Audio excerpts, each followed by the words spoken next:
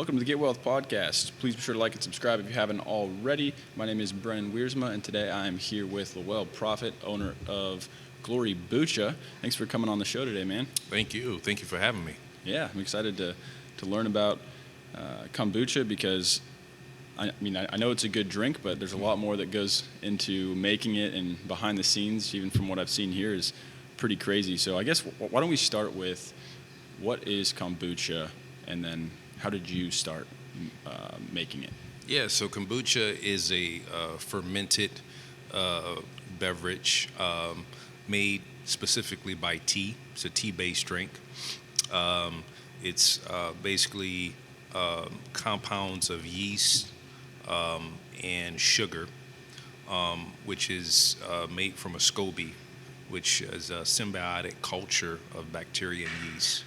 And so that culture is formed, looks like a mushroom kind of a thing. And what it does is feeds off of the tea and sugar, and it's able to produce a nice, bubbly, tasty beverage that's naturally carbonated. And so the tea and sugar, everything has to be very sweet in order for the culture to be able to feed and generate the carbonation, and from there's a little bit of alcohol that's produced out of it, but it's nothing like any type of serious booze or whiskey or anything like that. It's a natural drink that basically just produces the alcohol, and what that does is it's a natural occurrence to fight off of the mold and the bacteria, other things that can form to kind of bring in an interruption into the drink. A lot of people don't know that actually, the good bacteria that comes out of it is actually a cousin to all the other attributes like mold and things that you see form on bread and things like that. And there's another drink that's made in Russia, which is similar to kombucha. It's called kvass. Okay. And it's like a bread, kind of a yeasty kind of a thing. Instead of looking like a mushroom like kombucha, it actually it's like a kind of like a sourdough kind of a bread thing. And what that does is produces the same thing. And like I said, it's all consists of yeast, that it produces, and good bacteria. Yeah, because other alcohol comes, like wine is grapes. Yeah. Whiskey, I think that's like corn. I don't know actually what that comes Yeah, from. yeah, corn, and there's all different types of things that makes the whiskey, and beer. Beer has the hops, and Right.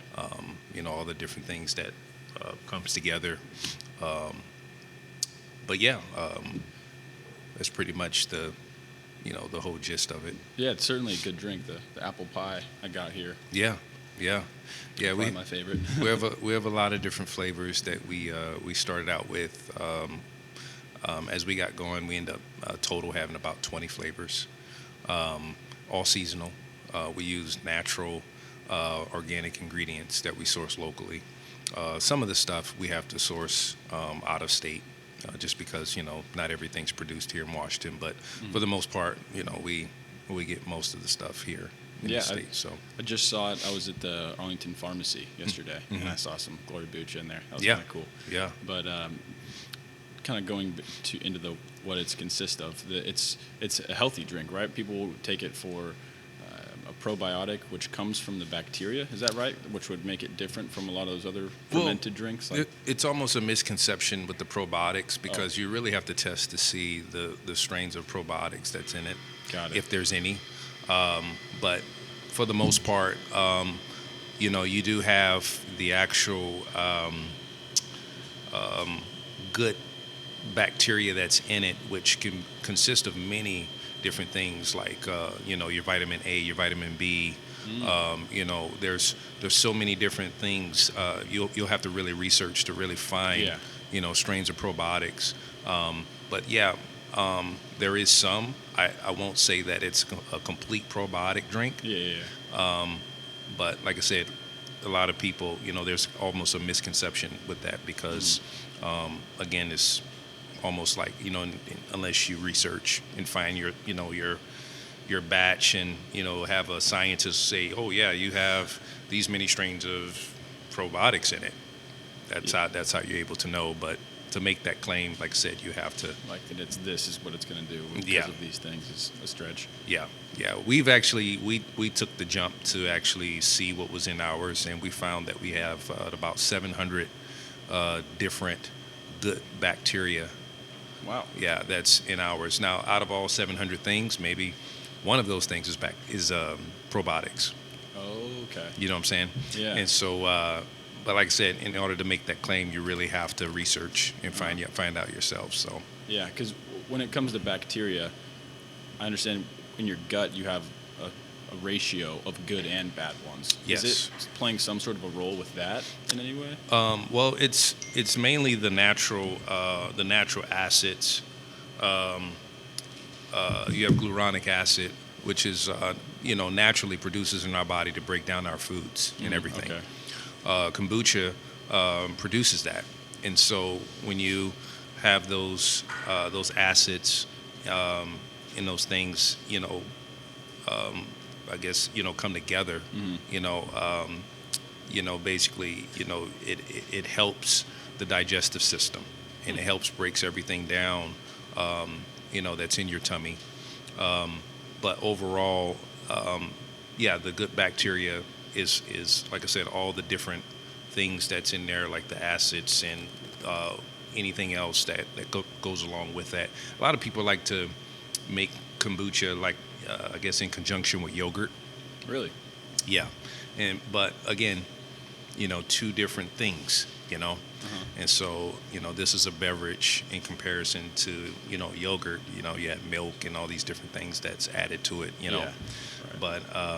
But again, kombucha's been around for over, 2,000 plus years. I mean, this is not something that, just came on the scene. It's, people have been drinking this, originated in China. And so people have been drinking this for a long, long time. It really, it got popular in the States, I would say probably within the 90s. Really? Okay. And that's when, it really, really took off. But, it's always been a drink people have made in the 60s. They used to call it the mushroom drink. And, like I said, it's funny. We get a lot of customers that come in, they older people that are of middle age or older, and they look at, what we've done, and they're like, man, I remember my uncle used to make this stuff, when he was, growing up, or, my grandfather used to drink this or whatever. So it's pretty cool. Yeah. Yeah. Yeah, and you've been making it for quite a while, even before the business, right? So how did you start making it? Yeah, I started, I went through a health change, and I started eating different and drinking different, and kombucha was one of the things that I used to buy off the shelf all the time. Okay. I started making it on my own, just because I've always been kind of a culinary kind of person. Basically, love to cook, love to make things, create things. And so I started making kombucha just for my own consumption, and then I started to share it with my family, and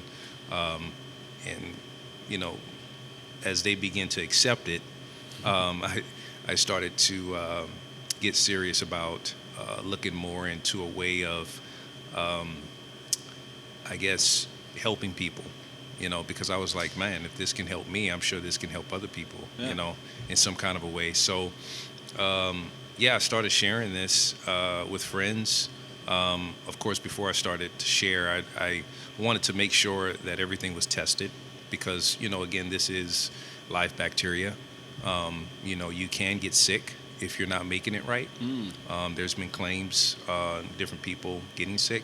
Really? From making kombucha. And so you really have to know what you're doing when you're playing with, this type of drink. And that's anything that's, of course, you're making or brewing or whatever. Yeah.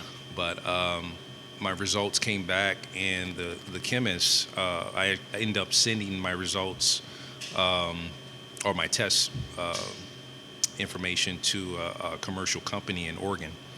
And I picked Oregon because, you know, Oregon at the time to me was kind of the kombucha scene.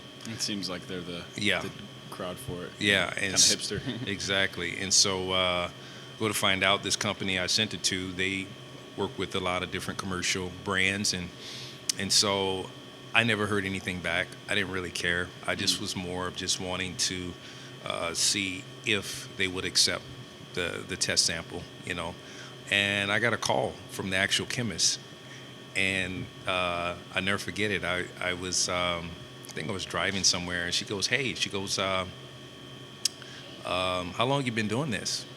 And I said, oh, probably for about a couple of months or a year or so. And she goes, man, I like your results. She goes, I've never seen results this good. She goes, you're right on the, you know, with the big guys, you know. Holy smokes. Yeah, and she goes, hey, whatever you're doing, keep doing it, you know. And so she sent me a certificate of completion. Whoa. And it had all my test results and kind of make you feel like, all right, I'm certified, you know. Yeah. And so I felt real confident about it, and so I started sharing with the public. I had a friend who ran the Stillaguamish Athletic Club. She was the manager there, and she invited me to come out to the gym and talk to the different people there about kombucha and how, you know, basically it could help the body. And she was one of my, of course, first clients. I mean, she, you know, supported me 100%. Mm-hmm. And so from there, it started to grow. Started having people calling me saying, hey, can I get another bottle? Hey, can I get a 6-pack? And before you know it, man, I'm, you know, doing deals in the parking lot, you know, beating people there, and, you know, they're supporting me, you know, and, you know, I knew technically, I'm like, hey, I can't really sell this stuff because, you know, there's alcohol in it, There's you know. stuff Yeah, to go through. yeah. And so people just, you know, support it. They just say, hey, just, you know, take this, you know, this is for your time, this, that. And people pay for their bottles. I mean, man, they did everything. And I mean, it went from 10 people to 20 to 30 to 40 to 60 people, and I couldn't keep up. And I kid you not, my kids are my witness. I had bottles in the kitchen lined up, and I mean, it was just, you know, the counter was filled almost every other night, you know, because I'm, you know, trying to fulfill orders. How do you make that much? Because in your home, right? That's where you're doing it? Yeah, it was in my home. I stored everything in my garage. And so, it got to the point where I had to get rid of this stuff like right away, you know? And so almost every day I was heading down to the gym. The gym was kind of like the drop-off spot. Got it, okay. Yeah, and so I would drop it off there, and, you know, people ask questions and call me or whatever the case may be, but they needed a reorder, you know. Yeah, so other than that, I knew then I had something. I said, man, I can't stay like this. You know, I have to figure this out. And so I went on ahead and, you know, looked into licensing, looked around town for a facility. First thing I was trying to find was a commercial kitchen, because you can do this out of a commercial kitchen, okay, and be able to operate. But that was hard to find, and so I said, I'm gonna just try to get my garage license, you know, because I know some, you know, breweries that operate out of their garage. Right. Yeah. People make beer at their garage. I've seen that before. So I submitted my paperwork. That didn't work out because you have to be within the county lines. You can't be within city limits. Okay. So, but if you're in county lines, you can, you know, basically open up a shack. Yeah. You know, because it's all county. It's not anything to do with the actual city. And so yeah, I kind of came to a halt. I said, well, I got to stop this, and this is not going to work. And so the guy, one of my friends who was actually doing my photography and all my artwork, he took a side gig job with Xfinity, and he was doing a work order on the east side in Bellevue, and he calls me up at 6 a.m. in the morning, and he goes, "Hey, give me a call as soon as possible. I got to talk to you. I just ran into someone yesterday, and I think that this will be a good business fit for you." And so I didn't call him back. I think I waited like a couple of days or something like that. You thought he was kidding around, or? Well, and again, I'm just kind of like, whatever. Yeah. And so I say, "Hey, man, what's going on?" He goes, "You won't believe it, man." He said, "But I met this lady. It seemed like she has everything together that you can think of. I think you guys should talk." He said, "Here's her number. Just call her." Uh-huh. I said, "Okay." So I put it off for about a week. And then finally I said, "Well, let me call this lady, see what she's talking about." And so I called, and we were on the phone probably for about an hour, and she was real interested in starting a kombucha company. Has been for years. She drinks kombucha every day. She, basically kombucha was kind of like, she swears by it, like it's made her more healthy, And so she said, "Can we meet?" And she goes, "I don't want to, disturb anything that you have going with your business." She said, "I just want to help any way I can." And so I said, "Okay, I'll meet up with you." And so I end up driving out to Bellevue. We had a meeting, and that meeting turned into a business partnership. And so before you know it, we launched Majestic Enterprises LLC, which we put Glorybucha under that umbrella, and functioned everything as a LLC. And we went live with it. She ended up becoming my full investor. And she said, "Hey, where do you want to open this up at?" I said, "Well, let's do Arlington." Perfect. And she said, "Why Arlington?" I said, "Arlington supported me from day one." I said, "I owe it to them, to put this in the town." And so she said, "Okay," because her idea was Bellevue. Oh, right. Yeah, and so Bellevue, was cool, but I said, "No, I got to bring it to Arlington," Yeah. And so her being the city gal, she's originally, from San Francisco. She thought there was nothing out here. She was like, Arlington, it'll never work, And so our grand opening day, her jaw dropped. I mean, she was just like, "I can't believe this." I mean, we had a line going out the door. Word gets out, people talk, and we did bare minimum, like any marketing or any type of, just publicity, letting everyone know that we're doing a grand opening. Mm-hmm. But like I said, from that following, Yeah, you built up. Yeah. And from there it just popped. I mean, it just grew. Before you know it, we had King 5 Evening Magazine here. Mm-hmm. They were doing a full on interview, and yeah, I mean, the rest is history. Yeah, it's crazy how quickly it became a part of Arlington. Yeah. Like there's the Arlington Hardware and the movie theater maybe used to be. It feels like it just fit right in as soon as it opened up, which is really cool. Yeah, I think a lot of that has to do with the culture of the city. Yeah. Everyone is just so welcome. Yeah. 100%. Welcome spirit. Everyone is kind of have that that southern down home feel out here. Yeah. And so it's like, once you become a part of this community, they're going to take you in and they're going to support you, 100%.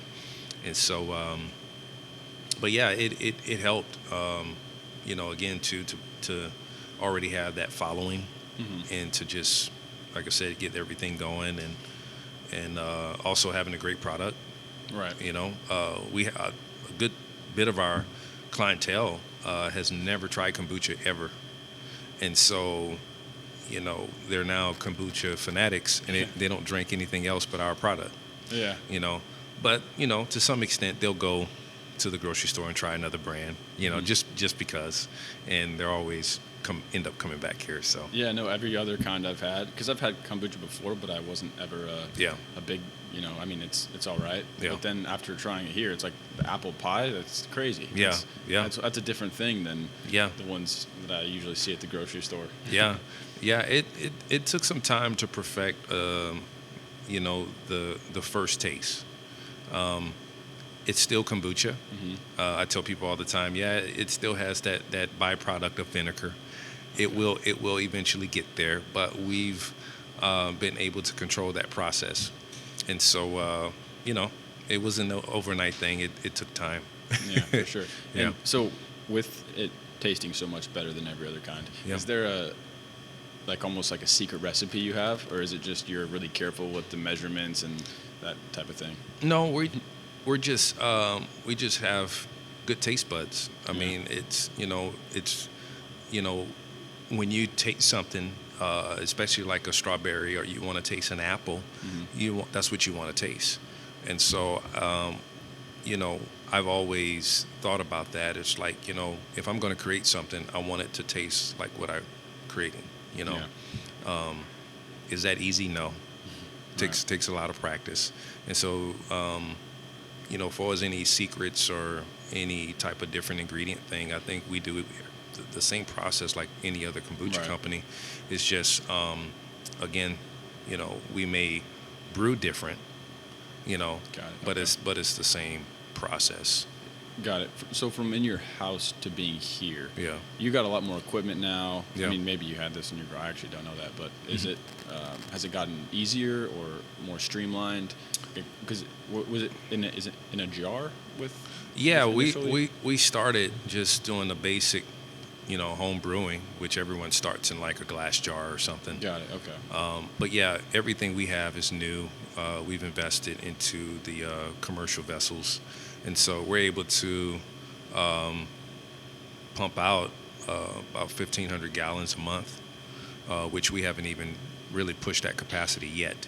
Whoa. We've had some times where we've almost gotten there, but not necessarily. And so, and then we have backup vessels too that kind of incorporate with everything to where we can probably do a little bit more than 1,500. So that's awesome. Yeah, it definitely seems like if there is a ceiling, it's very high as far as what you can do with the business you've already grown right now. Yeah. And kind of piggybacking off that, I'm always really interested in the mindset of an entrepreneur compared to the normal 9 to 5, because the majority of people are in the 9 to 5, and which there's tons of great jobs, but it's just a different schedule. Yeah. Do you think that you've always had that entrepreneurial you mentioned you've always been pretty creative and you like to create things yourself. Have you always had sort of an entrepreneurial mindset, or did you have to learn that based off of wanting to grow this kombucha? It was almost a natural occurrence. I remember growing up and basically always kind of having that creativity, of just making something. For us, trying to sell it. My skills over time in retail kind of taught me a lot. Okay. For us how to market and how to actually take, something and sell it. Yeah. And so, I guess, with the creative mindset of knowing how to do different things and then bringing those skills, to your own thing. Yeah. It makes it fun. It's like, okay, let's try this, and let's see how it goes. Of course, talking with people, having good communication skills, all those things, play a big part.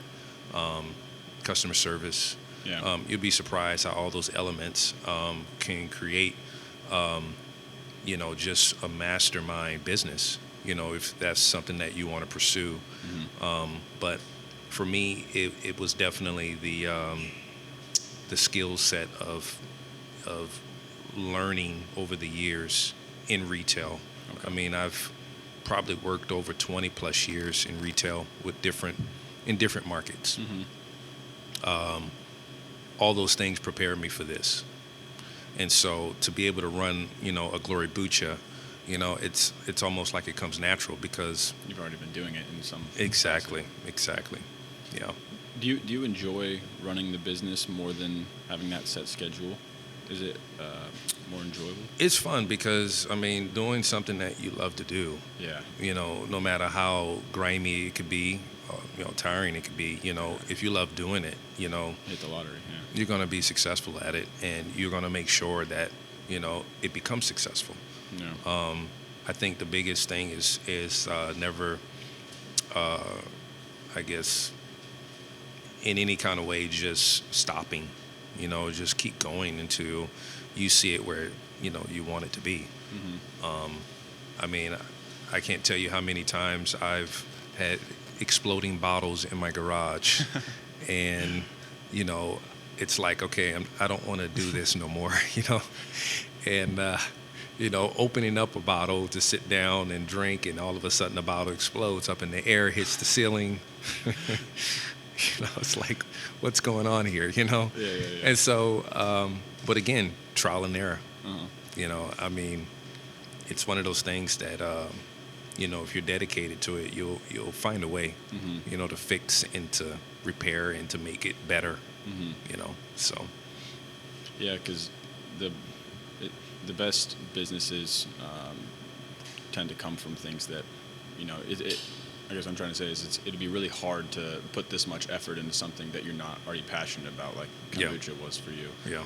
And I think everyone has this idea of a business owner or an entrepreneur as someone who's just an entrepreneur and they could, do it with anything. But Yeah. a lot of times it comes from having that passion about something, which is, Oh, yeah. obviously where it started for you. So that's pretty cool. Do you think everyone has that ability in some sort of some level to be an entrepreneur, or is it Well, not for everybody? You have to, again, have the patience. You have to have the grit, the determination to, no matter what, I'm just going to continue doing it. Yeah. I started, again, my garage, didn't have every license put together to be able to go commercial, but what I did have, I still did it. Yeah. And so, having that mindset, it's almost like a child. She's growing up, and she's watching, basically an idol or some type of model, like a princess or something. And so all of a sudden, she wants princess clothing. She wants the shoes, and now she wants to keep the dress on and not take it off. She wants to go everywhere looking like a princess. Mm-hmm. And that's ingrained. That's something that, she learned, and she wants to be beautiful, Yeah. And that's how it is in business. It's like, you see something, you have the confidence, like, man, I can do this. You put it on, and you don't care what people think. Mm-hmm. You keep pushing, until you get to that certain place, of being what you want it to be. Yeah.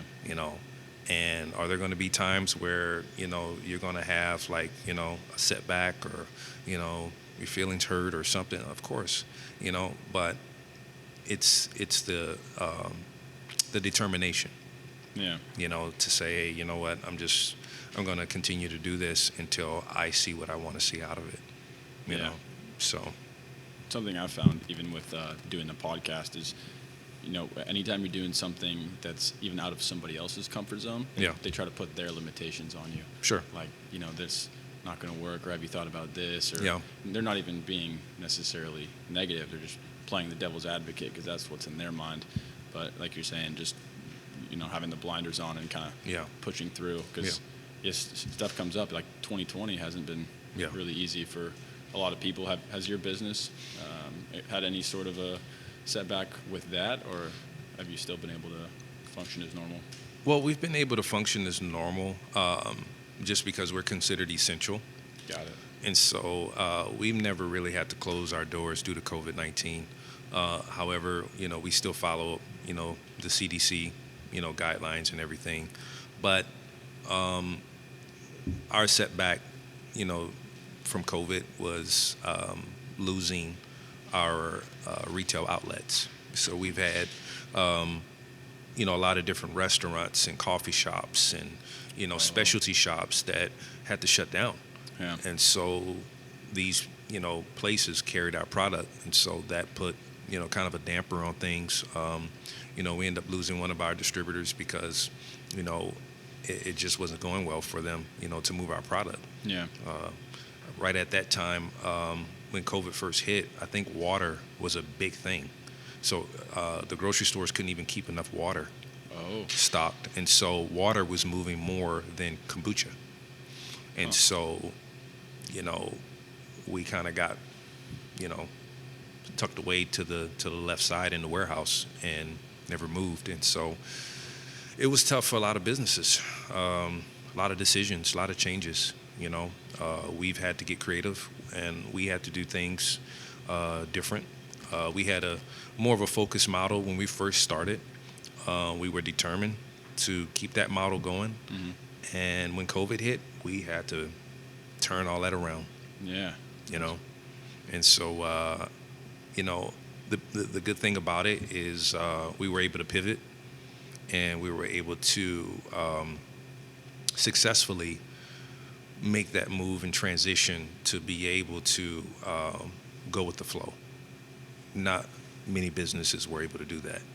And so that's why I think, according to the statistics, I think over 10,000 businesses shut down last year. That's crazy. Yeah. Yeah, I mean, being able to pivot has got to be one of the most difficult things for a business to do, especially if you've been doing the same thing for however many years. Yeah. To have something where it's like, okay, no more indoor dining. Yeah. That can almost be an impossible task. Yeah. As far as the pivoting in spite of 2020 and just overall technology advancing and social media, how do you guys advertise your product, or is that done for you just by having it in stores? Or how does that go about it, and maybe what advice would you give to someone, a business owner?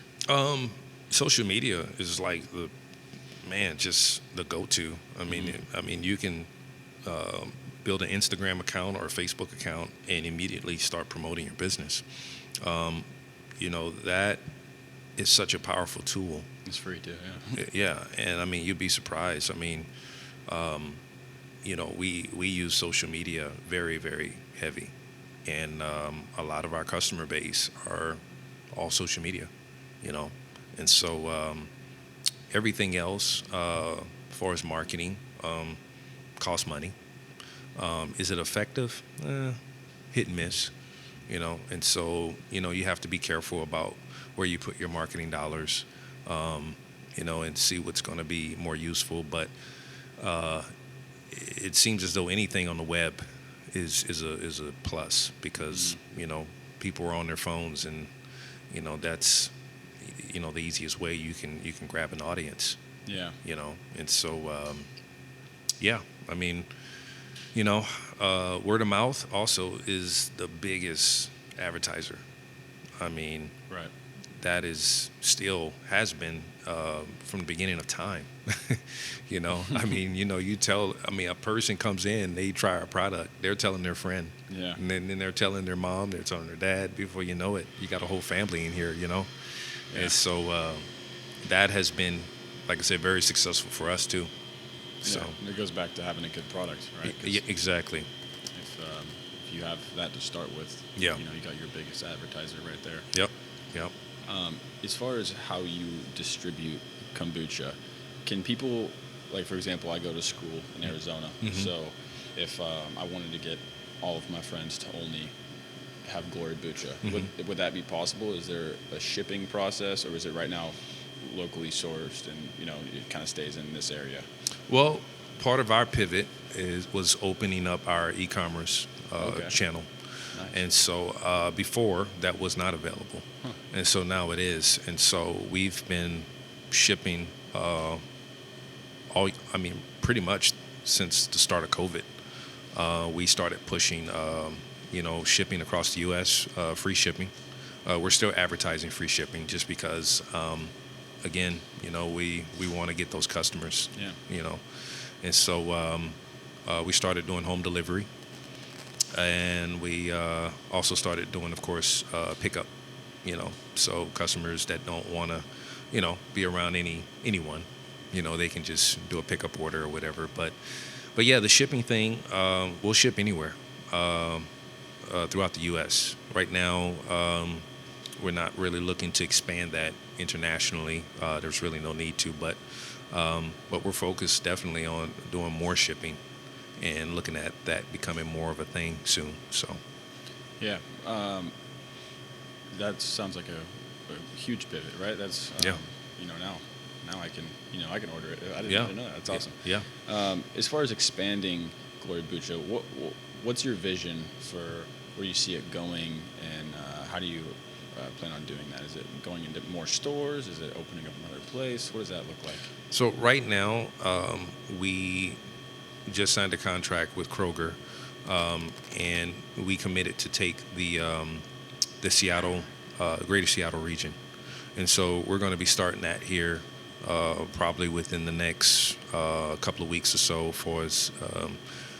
Kroger, QFC has about 60 stores throughout the region. We're going to probably just take half of those to start, probably 30, but eventually we'll be in all 60.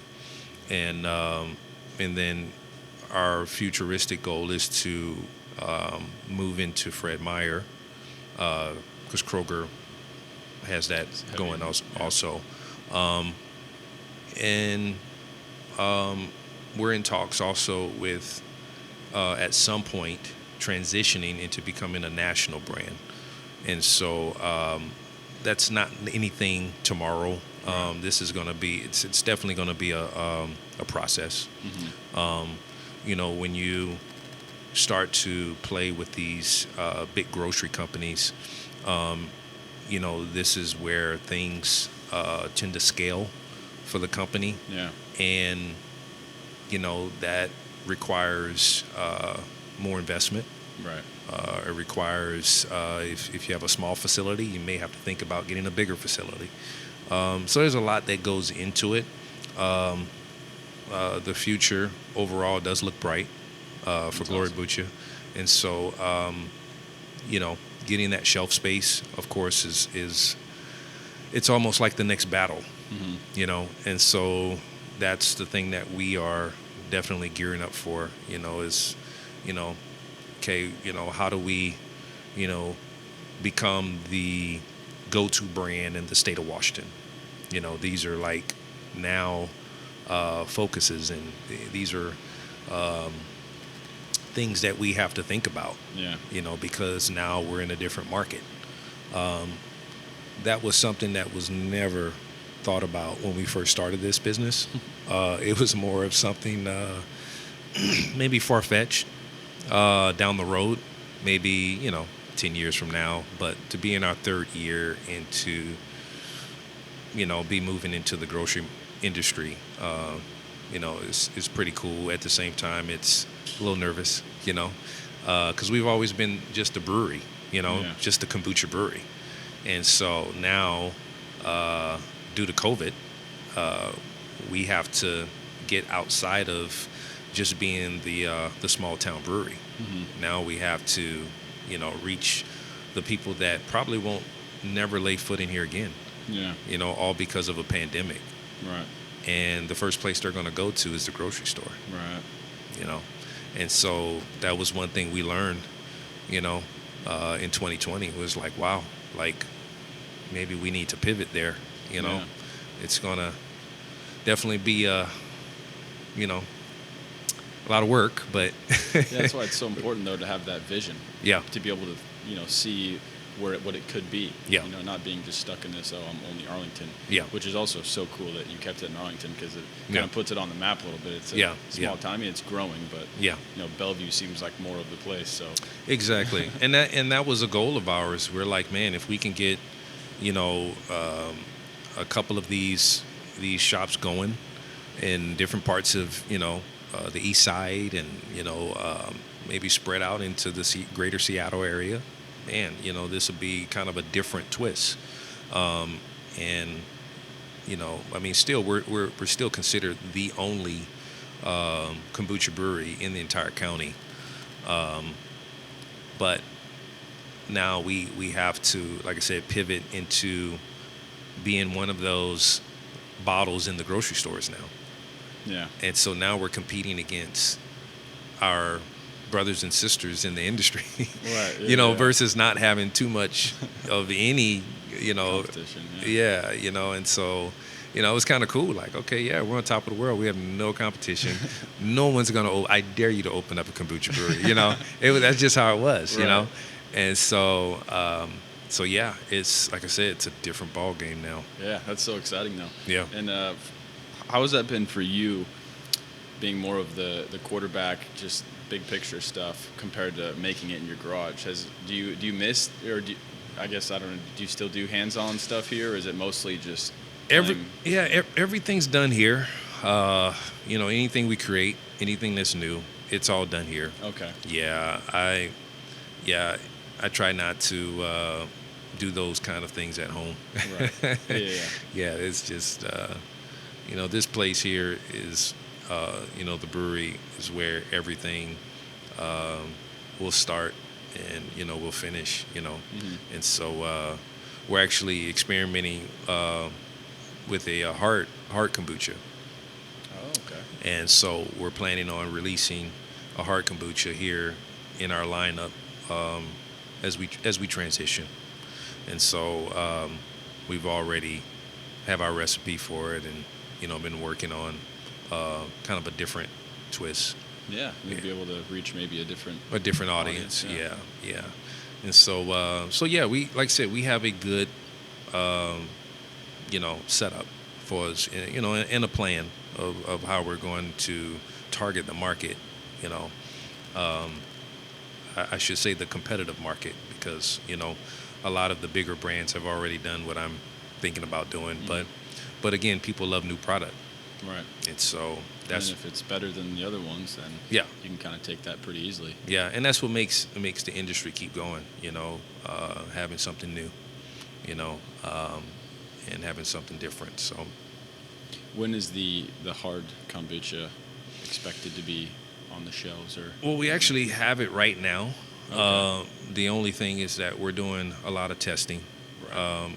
Before we release anything, we always take everything through the tests. Right. And so that's kind of where we are at this point in time. And so, when you say hard, is that more like beer, or is it more of like a liquor? This is going to be more of a higher percentage Okay. of alcohol. It's still kombucha, but it's fermented longer. Okay. And so hard kombucha tends to be more of the growing market right now. And so, as a company, we have to go with the trend, and like I said, everyone's, in competition to, be that one. And Right. so yeah. Do you think the taste is, how does it change? Does it get stronger? Is it more acquired at that point? The taste is actually pretty incredible. We've done some tastings. I've actually had my partner. She drinks a lot of the other brand product, like the hard stuff that's out there, and she tried our recipe and she was blown away. And again,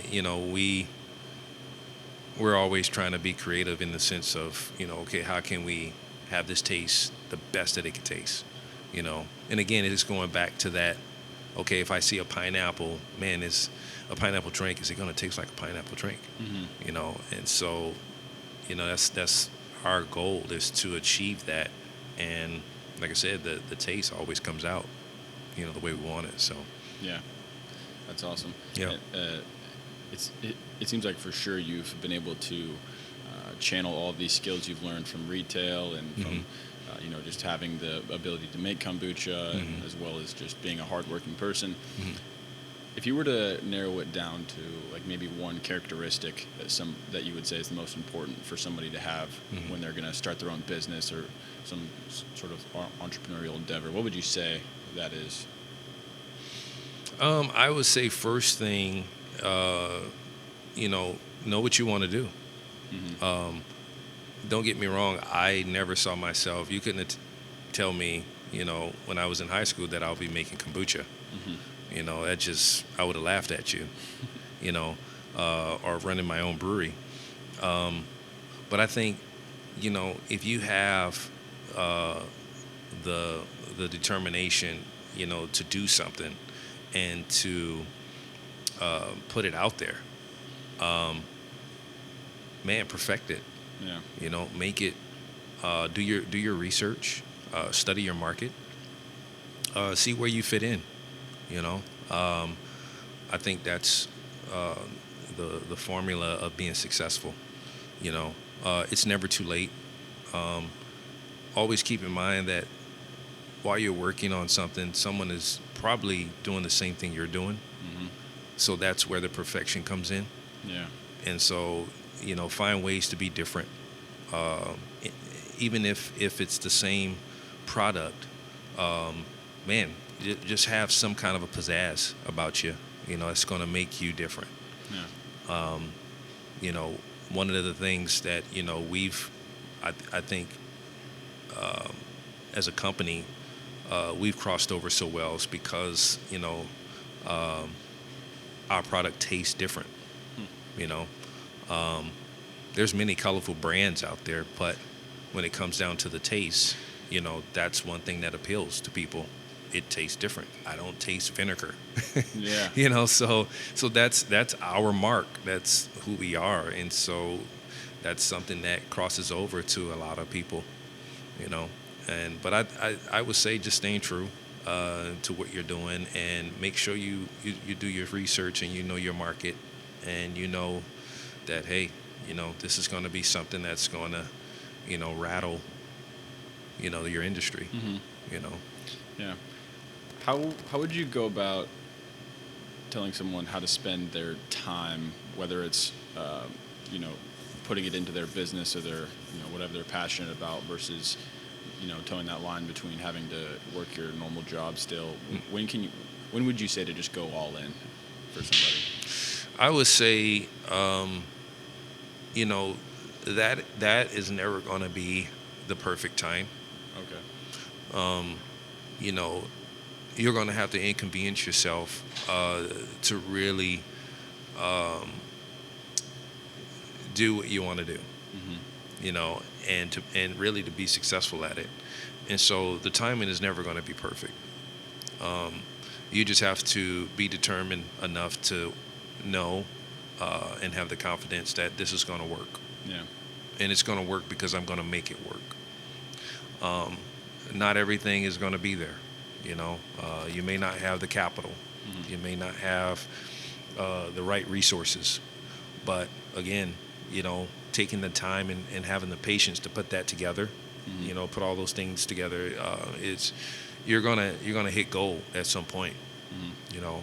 Other than that, I mean, that's the only advice I can probably give, in that manner. So That's awesome.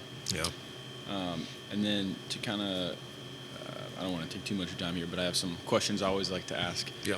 As far as a book that you would recommend to somebody to read, whether it's just like a self-help, overall learning about life or business or something along those lines, what book would you recommend? I would say, and this is, again, people could take it differently, and they could take it religiously, but the Bible has some great stories. I love that answer. I mean, you can find some stories in the Bible, and it's like, whoa, did that really just happen?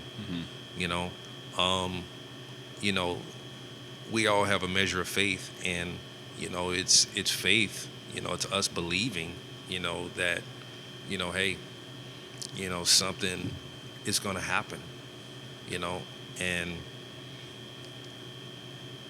it's I love that movie. I love the first. I think it's the first or second Iron Man. I think it's the second Iron Man. But they're on top of the roof doing New Year's Eve, and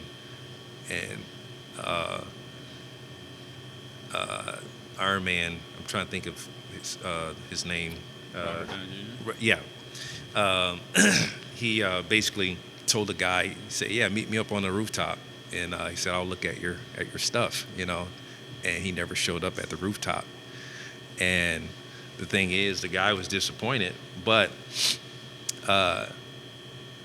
down the road, years later, you see that he has his company going. Mm-hmm. You know, now although he was the evil person, you know, in the whole movie, my point is that, you know, hey, he didn't give up. Yeah. You know, and so you know, it's one of those things where You gotta have faith. you gotta have faith. You know, and so you know, I would say that that's what I recommend. I mean, for as a book, there's a lot of people that are out there that read different books and they said, oh yeah, this helped me, and that's great. Mm-hmm. You know, but what it comes down to is really, you know, your faith and you know, your self-esteem, you know, what you're believing in, you Yeah. know, and so yeah. Yeah, it's a good foundation to build from. Yeah. Especially, you know, one Yeah. that's a pretty unshakable, you know, ground Oh level. yeah, So definitely. That's cool. Oh yeah. And then because of this is the Get Wealth podcast, I always like to ask what your definition of wealth is, whether it's, you know, just an abundance of monetary wealth, or how do you define that? Wealth consists of a lot of different things. You know, of course, you know, it ties into money. You know, but it also ties into, I think, the wealth of your life in the way that you are able to live. You know, wealth can be, you know, an abundance of health. You know, you could be wealthy in health, man, not have a sick day. You know, not, you know, be hospitalized. You know, to me, that's considered of, you know, being wealthy in a sense, you know, because, you know, you really can't enjoy really anything without being, you know, fully, you know, I guess, wealthy in the mind Yeah. set, you know. But wealth ties into, you know, all the other cousin words like prosperity and all those other different things. But I look at wealth as just really having everything in abundance, Yeah. and whatever you have, you know, you take care of it. It secures you. It keeps everything moving. And again, it's, you know, all those things I think will come with it, you know, as you pursue, you know, having a wealthy mind and moving into that arena, you know, overall. But it's, you know, wealthy is a mindset. Yeah, that's a good way of putting it when you said it's an abundance of everything. Yeah. Because with money, you could have an abundance of money, but if you're lacking in wealth, or you Yeah. don't have any family, Yeah. you know, you're probably not very wealthy overall. Yeah. You know, you kind of have that. Yeah. There's probably some really rich people on a yacht that aren't very happy, and so. Well, you know. you can be a Scrooge, you know. You can have a lot of money but be Scrooge, you know. Not giving nobody anything, just mean, you know. But you know, hey, you got people like that in the world, you know. But yeah, wealth is I think everything when it comes to, like I said, the abundance. Yeah, so Yeah. cool. I guess the last couple questions here. What would be some advice that you would give to? I mean, you've already given a lot, but I guess to kind of close things out here. Someone has an idea, they have something they're passionate about, whether it's music, they have a product, they make something. What would be some advice you would give to them, you know, early on in the stages? Whether that's if you're a 20-year-old or, you know, you're later on, but you want to start. What's like a good piece of advice you would give them? You know, I would say, you know, keep the imagination engine going. Mm-hmm. You know, I mean, you need to imagine yourself, you know, where you want to be, you know, and, you know, we all have an imagination engine that constantly runs because, you know, we're visual human beings. We always see things, Yeah. and before you know it, we're imagining things. And so I think the imagination is a gift. It's there for a reason. Yeah. And so I would say to any person, it's like, hey, keep that imagination flowing. Pick that one thing that you're imagining all the time and just go for it. And even if it doesn't happen in the time frame that you want it to happen, don't lose it. Keep imagining. Keep believing. And but yeah, that's so important. It's not hard to be a young person and imagine, because you're always imagining something. Yeah. Whether it's good or bad. Yeah. That's awesome. That's great advice. Yeah. All right. I guess how can people find Glorybucha if they want to buy it, or where the store is? Anything you want to plug? Yeah. Go put everything out? to glorybucha.com. You can follow us on Instagram at Glorybucha, Facebook at Glorybucha. You can go to Twitter. Other than that, we're located on 116 East 5th Street, Arlington, Washington, 98223. Pretty soon you'll be able to find Glorybucha throughout all QFCs throughout the region, and Fred Meyer as we get moving. So that's awesome. Yep. Listen, man, thanks for coming on the podcast. It's been really good hearing all that behind the scenes information, and I'm really excited to see where it's going to go, because it's the sky's the limit, and sounds like there's got some good things in motion. So really appreciate your time today. Hey, thank you. Appreciate you. Well, profit, everybody. All right, thank you. Yep.